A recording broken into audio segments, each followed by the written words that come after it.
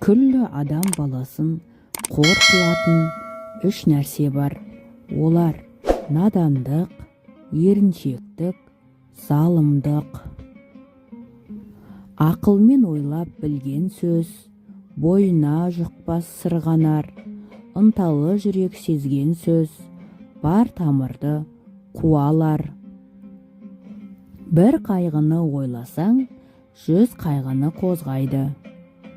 Біріңді қазақ, бірің дос, көрмесең істің бәрі бос. Жұмысы жоқтық, тамағы тоқтық, аздырар адам баласын.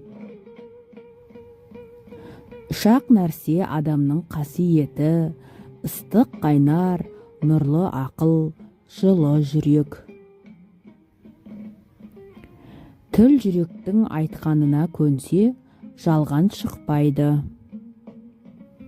Сенбе жұртса тұрса да қанша мақтап, әурет еді ішіне қулық сақтап, өзіңе сен өзіңді алып шығар, еңбегіңмен ақылың екі жақтап.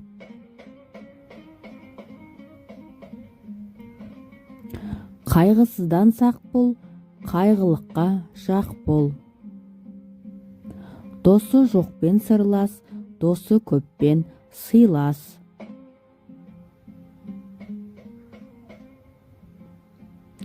Егер ісің өнсін десең, ретін тап. Жұмысы жоқтық, тамағы тоқтық, аздырар адам баласын. Еңбек қылмай тапқан мал дәулет болмас, қардың суы секілді тез суалар. Талап еңбек, терең ой, қанағат рақым ойлап қой, 5 асыл іс көнсеңіз. Еріншектік күллі дүниедегі өнердің дұшпаны. Талапсыздық, жігерсіздік, ұятсыздық, кедейлік бәрі осыдан шығады. Досыңмын деп жүріп, дұшпандығын оздырар жамандар болады. Еңбек қуаныш, жалқаулық, айырылмас азап.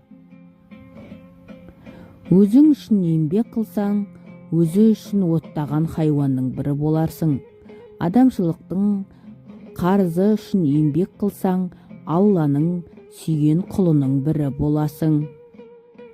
Егер де мал керек болса, қол өнер үйренбек керек.